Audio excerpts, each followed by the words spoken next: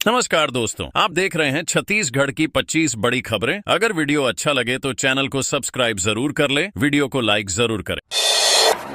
बारदाना खरीदी में भ्रष्टाचार का आरोप और विपक्ष का वॉकआउट। रायपुर छत्तीसगढ़ विधानसभा के शीतकालीन सत्र के पहले दिन नेता प्रतिपक्ष डॉ चरणदास महंत ने बारदाना खरीदी में बड़े पैमाने पर भ्रष्टाचार का आरोप लगाया। उन्होंने विधानसभा समिति से जांच कराने की मांग की। खाद्य मंत्री दयालदास बघेल ने आरोपों को खारिज कर दिया। कांग्रेस ने नाराज होकर सदन से वॉकआउट कर दिया।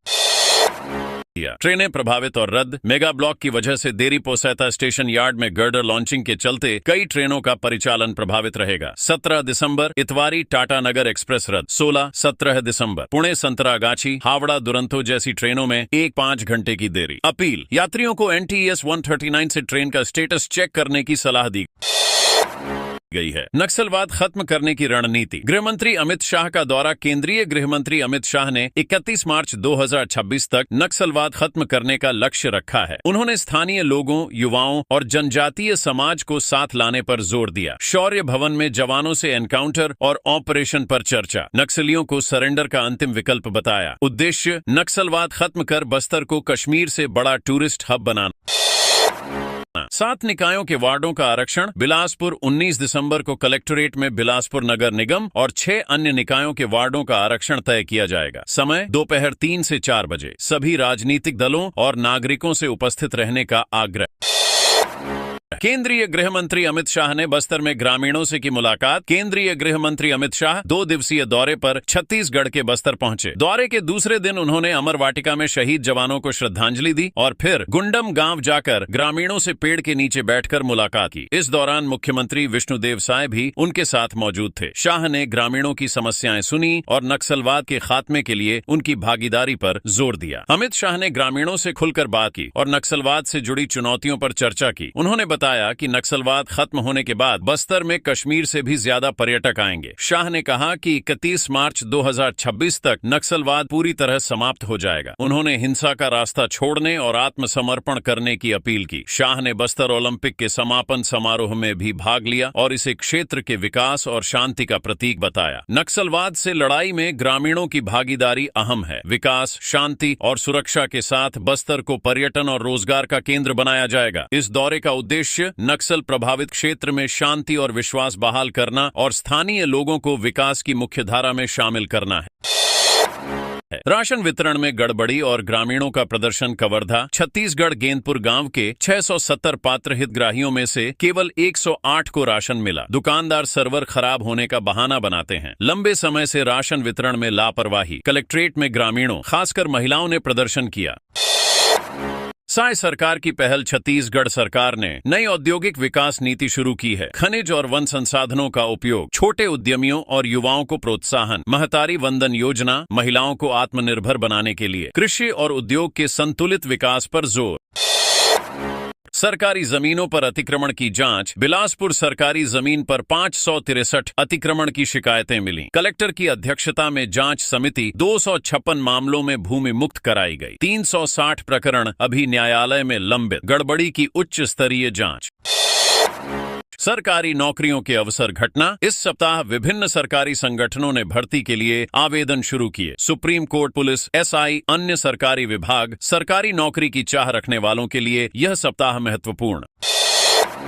चिकित्सा सुविधाओं का विस्तार और हिंदी में मेडिकल शिक्षा। छत्तीसगढ़ में चिकित्सा क्षेत्र में बड़ा बदलाव आया है। हिंदी में मेडिकल शिक्षा की शुरुआत। स्वास्थ्य सेवाओं का विस्तार। राज्य स्वास्थ्य सेवाओं में आत्मनिर्भर हो रहा है। नई चिकित्सा सुविधाओं से लोगों को राज्य के बाहर जाने की जरूरत नहीं। कश्मीर से बड़ा टूरिस्ट हब बनेगा। बस्तर ओलंपिक के समापन समारोह में अमित शाह ने कहा कि नक्सलवाद खत्म होने के बाद बस्तर टूरिज्म के लिए कश्मीर से बड़ा हब बनेगा। पर्यटन और उद्योगों को बढ़ावा देना, युवाओं को रोजगार के नए अवसर देना, बस्तर ओलंपिक से शांति और विकास की नींव रखना। धान खरीदी, किसानों की परेशानी बढ़ी। छत्तीसगढ़ के बालोद जिले में धान खरीदी किसानों के लिए मुश्किल बन गई है। जिले के 143 धान खरीदी केंद्रों में से 124 केंद्रों पर धान बफर लिमिट से अधिक हो चुका है, जिससे 9 केंद्रों पर खरीदी बंद करनी पड़ी। किसानों ने प्रशासन से जल्द परिवहन की व्यवस्था करने की मांग की है। उनका कहना है कि अगर धान नहीं उठाया गया तो अन्य केंद्रों पर भी खरीदी बंद हो सकती है, जिससे किसानों को भारी नुकसान होगा। कृषि सुधारों से छत्तीसगढ़ की प्रगति। छत्तीसगढ़ को धान का कटोरा कहा जाता है और राज्य में कृषि सुधारों से बड़ी प्रगति हो रही है। किसानों को 3,100 रुपये प्रति क्विंटल की दर से धान खरीदने का फायदा मिला। राज्य सरकार ने 3,716 करोड़ रुपए के धान बोनस का भुगतान किया और कृषि बजट में 30% वृद्धि की। किसानों को शून्य ब्याज पर आरण देकर खेती के लिए मदद दी गई। 15 से 21 लाख किसानों को 6,912 करोड़ रुपए का ऋण वितरित किया गया। इन सुधारों से राज्य कृषि के क्षेत्र में दूसरे स्थान पर बना हुआ है। विधानसभा सत्र में उठे किसानों के मुद्दे। छत्तीसगढ़ विधानसभा के शीतकालीन सत्र में किसानों और सरकारी जमीनों पर कब्जे के मुद्दे उठे। विधायक सुशांत शुक्ला ने बिलासपुर में अवैध कब्जों पर सवाल उठाया और जांच की मांग की। मंत्री टंकराम वर्मा ने जांच के आदेश दिए। विधायक धर्मजीत सिंह ने कहा कि सरकारी जमीनों पर कब्जों की पहचान कर कार्रवाई होगी। मितानिन संघ का प्रदर्शन। बलौदा बाजार जिले में मितानिन संघ ने अपनी मांगों को लेकर धरना प्रदर्शन किया। उनकी मांग है कि मितानिनों को राष्ट्रीय स्वास्थ्य मिशन NHM में शामिल किया जाए और SHRC व NGO के साथ काम न करना पड़े। प्रदर्शन में सैकड़ों मितानिनों ने हिस्सा लिया। सुपरमार्केट में आगजनी की घटना। रायपुर के शंकर नगर इलाके में एक सुपरमार्केट में आग लग गई। आग शॉर्ट सर्किट के कारण हुई, जिससे शेल्फ में रखे सामान जलकर खाक हो गए। हालांकि फायर ब्रिगेड की तत्परता से आग पर काबू पा लिया गया, जिससे बड़ा नुकसान टल गया। युवा कांग्रेस का प्रदर्शन। धान खरीदी में अव्यवस्था और कानून व्यवस्था पर सवाल उठाते हुए रायपुर में यूथ कांग्रेस ने प्रदर्शन किया। कार्यकर्ताओं ने कलेक्टर ऑफिस तक मार्च निकाला और ज्ञापन सौंपा। उन्होंने सीएम हाउस अब विधानसभा घेराव की चेतावनी दी है। नगरीय निकाय चुनाव पर बैठक। राजीव भवन रायपुर में कांग्रेस नेताओं ने बैठक की। पीसीसी चीफ दीपक बैज ने कहा कि धान खरीदी और कानून व्यवस्था सरकार की विफलताएं हैं। कांग्रेस सदन के अंदर और बाहर इन मुद्दों पर चर्चा करेगी और जनता के सामने सरकार को बेनकाब करेगी। राइस मिलों पर छापा। महासमुंद जिले में 3 राइस मिलों पर छापेमारी की गई। कस्टम मिलिंग एक्ट के उल्लंघन के कारण Shri Narayan rice industry, Srivastava rice industry और लक्ष्मी राइस मिल को सील कर दिया गया। स्टॉक जब्त कर बिजली कनेक्शन भी काट दिए गए।